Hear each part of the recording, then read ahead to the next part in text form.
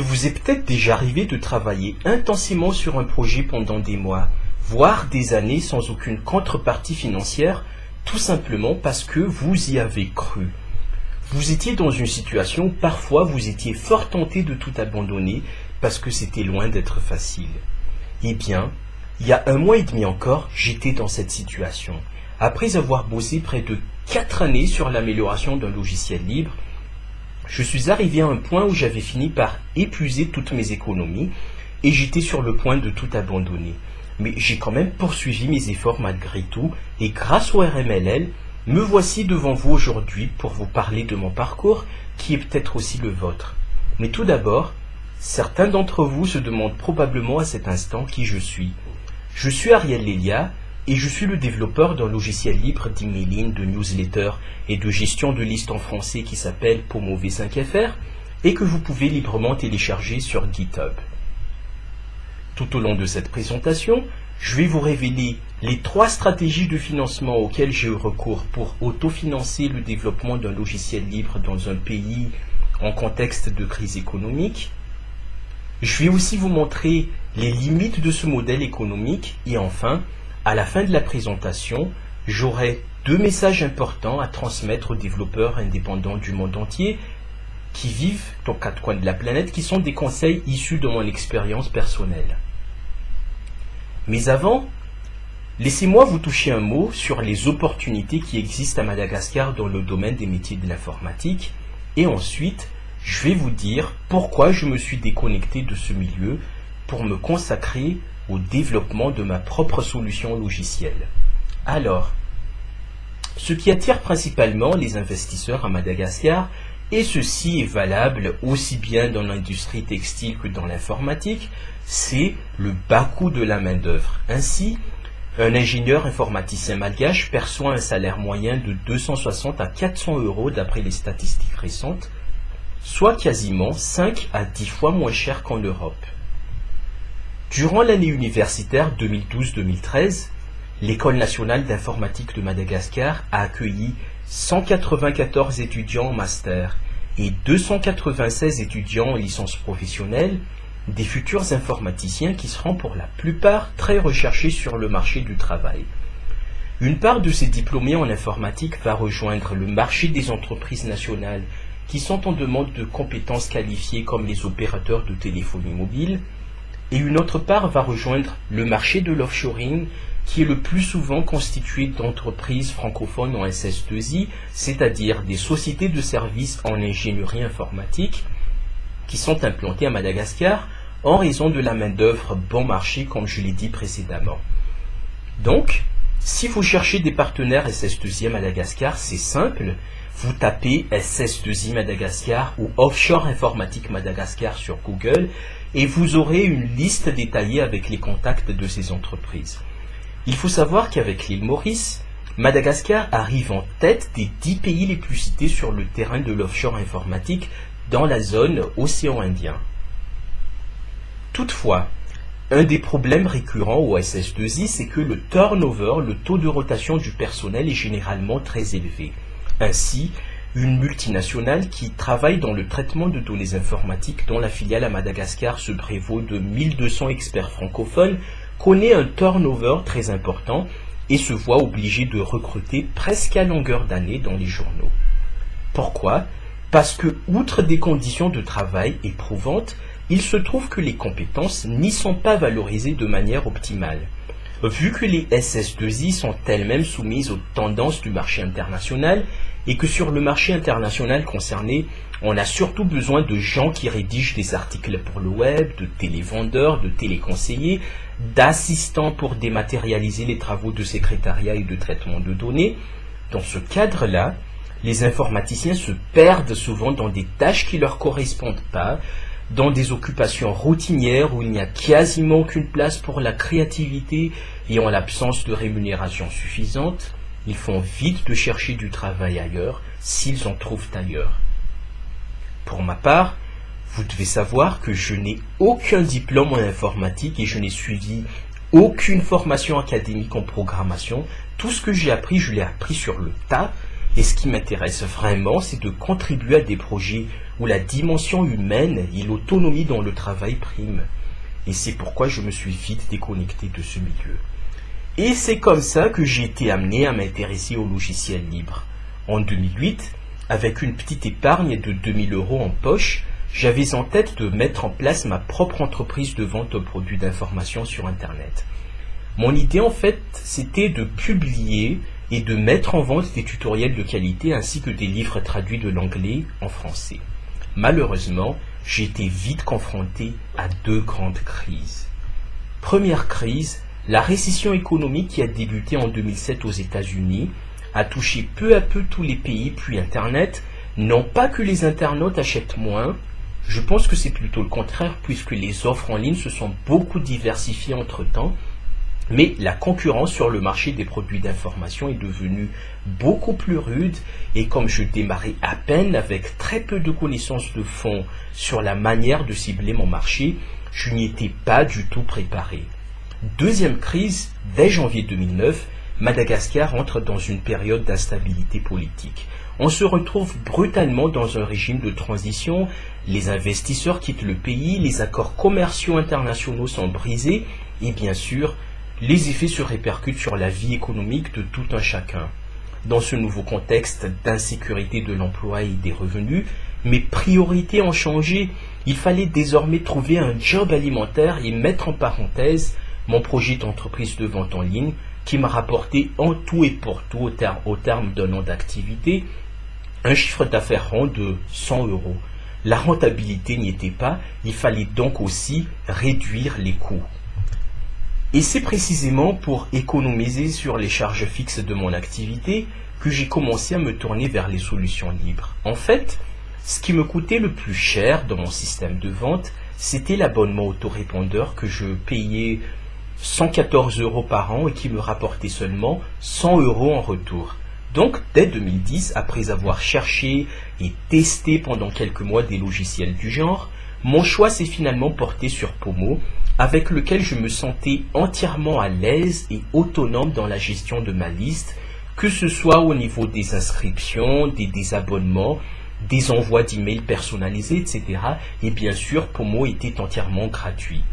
Fort ravi de ma nouvelle solution libre de gestion de liste, je voulais compléter sa traduction française et l'offrir librement à la communauté des utilisateurs francophones de Pomo, en échange des nombreux avantages que moi j'en tirais. Alors, à nouveau, courant 2010, avec quelques économies en poche, j'ai arrêté de me salarier et je me suis reconsacré entièrement à la tâche, non seulement de traduire le logiciel, mais d'en créer un manuel d'utilisation complet que je pourrais par la suite proposer à la vente. Et en mars 2011, je publie sur Google Code les premiers résultats de ma traduction. Mais au fur et à mesure que j'avance, je me heurte vite à plusieurs nouveaux problèmes à solutionner. Des points à améliorer dans le logiciel, des bugs à corriger, des fonctionnalités importantes que j'estime bon d'ajouter. Bref, je me dis que je peux encore apporter des améliorations au logiciel et c'est là une des libertés fondamentales que j'apprécie le plus dans ma conception du logiciel libre. C'est la possibilité de modifier le code source et de le redistribuer. Alors, je me remets à étudier sur le tas, puisqu'à la base je ne suis pas informaticien, et c'est en septembre 2011 que je termine le cœur de ce qui sera le module de tracking de Pomo, sur la base des travaux préliminaires de Gilles Lingy du site artabon.fr que je salue particulièrement ici. Il se trouve que durant cette année 2011, je n'ai ni fait de vente significative, ni travaillé en tant que salarié, ce qui fait que j'ai une énième fois épuisé mes économies vers janvier 2012 et j'ai même dû vendre mon scooter entre-temps pour survivre et c'est vraiment avec beaucoup de chance que j'ai pu trouver un nouveau poste les mois d'après. Mais au fond de moi, il restait un goût d'inachevé très fort. Le projet n'était pas terminé tant que j'aurais pas publié quelque chose de significativement intéressant. Alors, comme un fou, j'ai quitté mon poste de responsable communication d'un projet pourtant bien rémunéré en juillet de la même année et je me suis fixé pour seul objectif de publier le code source exhaustif de ma version francophone de Pomo dans les meilleurs délais. C'est ce que je fais en novembre 2012 sur GitHub avec le projet que je baptise Pomo V5 FR. FR parce que c'est une version entièrement en français et V5 parce que c'est notamment compatible PHP 5. Ce sera la première d'une série d'actions visant à promouvoir Pomo V5 FR, suivie de la publication de la fiche officielle du logiciel sur l'annuaire Framasoft, l'annuaire francophone des logiciels libres, et en avril 2013, c'était sur Framasoft donc, puis la création en septembre 2013 du service d'emailing associé gasmail.com et maintenant cette conférence au RMLL. Il faut savoir que depuis 2013, je n'ai plus eu l'opportunité de trouver un nouveau travail salarié à Madagascar. Non que je cherche pas, mais voilà l'inconvénient de se vouer à une passion comme la mienne. Vous grillez votre CV au passage puisqu'il y a trop de trous dans votre parcours professionnel et vous fermez volontairement certaines portes au profit de celles auxquelles vous croyez. Je tiens donc à remercier ici au passage tous ceux qui m'ont aidé financièrement, qui ont soutenu ce projet depuis l'année dernière, en particulier ma sœur Virginie et son mari Léo pour avoir beaucoup contribué au financement de mon présent déplacement en France, l'ensemble des organisateurs des RMLL et tous les membres de la FRUL qui ont bien voulu valider, soutenir et orchestrer la tenue de cette conférence, mes amis de longue date, Franck Robineau et Nicolas Fraisse, pour avoir cru en mes projets et grâce auxquels j'ai pu survivre depuis 2013, mon ami Ertaïna Raoul qui m'a toujours incité à aller de l'avant et qui reste pour moi un exemple à suivre en tant que leader et chef d'entreprise à Madagascar, et enfin ma mère Emma Zachary chez qui j'ai puisé mon modèle d'indépendance dans le travail. C'est grâce à toutes ces contributions réunies que Pomo V5FR se classe aujourd'hui parmi les logiciels libres d'emailing les plus utilisés en francophonie, avec près de 10 500 vues sur Framasoft, une visibilité acquise sur les moteurs de recherche et une grande diversité d'utilisateurs, comme ici sur Jacques Flamand Édition, c'est un site d'édition et de vente en ligne de livres, Fiola.com, un site de vente de produits de beauté et de spa, Flash Impression, c'est une société d'impression de support de communication un peu comme Vistaprint, Bubble & Joy, un organisateur d'événements en France, AGO Formation, un institut spécialisé dans l'ingénierie de formation basé à Toulouse, Ruif Guardian Récifar, qui est un site de vente en ligne d'aquarium et de produits d'aquariophilie et qui gère avec Pomo une liste de 30 000 abonnés, c'est vraiment pas rien. Nomade.ch, un site basé en Suisse qui appartient à une communauté d'experts spécialisés en système d'information et en développement d'applications web. La bouche à l'oreille.fr et chaudiereproduction.com qui sont des sites associatifs de passionnés de musique et qui font de la promotion de musique territoriale et d'artistes locaux dans différentes régions de France.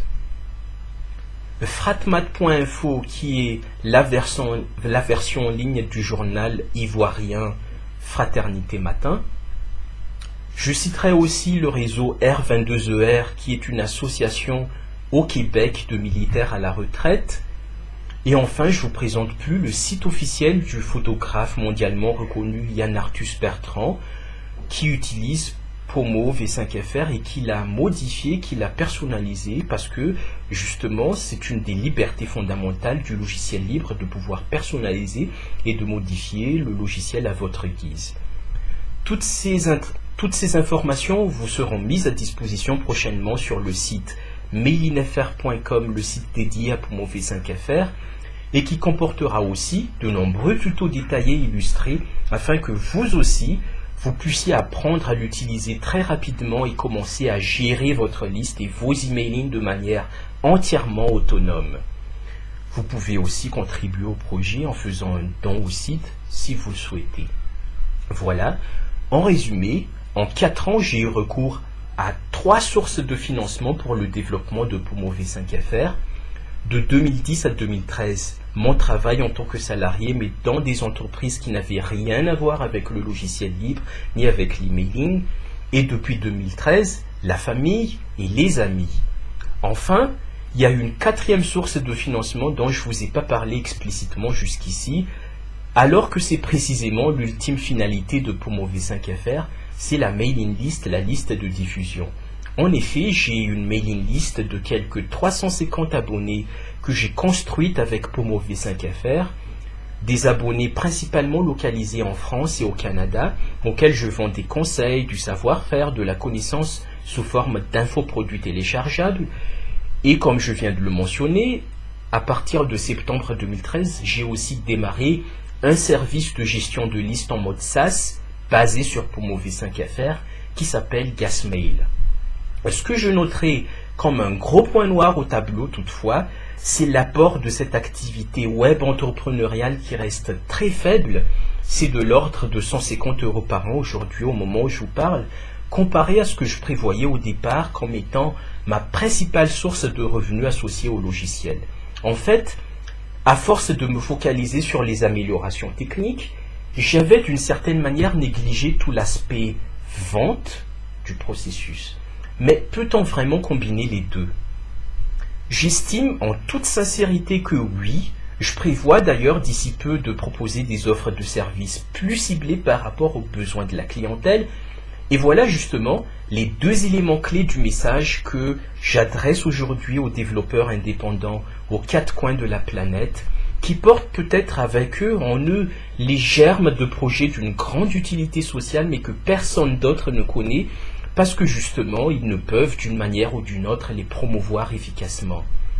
Donc, premier message, voyez la réalité en face, mais n'abandonnez pas et n'attendez pas. Si vous n'avez pas de moyens pour survivre et financer la poursuite de vos projets, alors faites en sorte de trouver des moyens pour y arriver et poursuivez et terminez.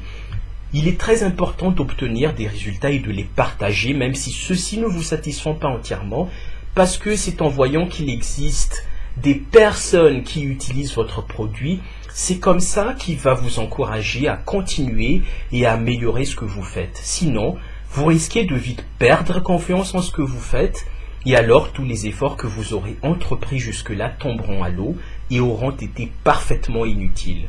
Deuxième message, apprenez à vendre. Savoir vendre est une compétence que tout le monde devrait avoir de nos jours, au même titre que savoir parler et lire. Et c'est à mon avis une question de fond à reconsidérer pour nous tous, amateurs, créateurs, développeurs et utilisateurs de logiciels libres, de savoir comment pérenniser l'activité de développement en ajoutant une dimension commerciale à ce que l'on aime faire, sans pour autant verser dans un mercantilisme à outrance. Parfois, c'est en concevant une stratégie de vente que se révèlent à nous les besoins des clients, des besoins auxquels nous n'avons pas forcément pensé, et rien qu'en cela, apprendre à vendre nous aide à reconsidérer la finalité de notre travail. Apprendre à vendre, c'est aussi apprendre à construire un réseau de partenaires qui partagent les mêmes intérêts que vous, ce qui vous fera gagner du temps, élargira votre marché et vous évitera de travailler seul comme je l'ai fait. Merci de m'avoir patiemment écouté.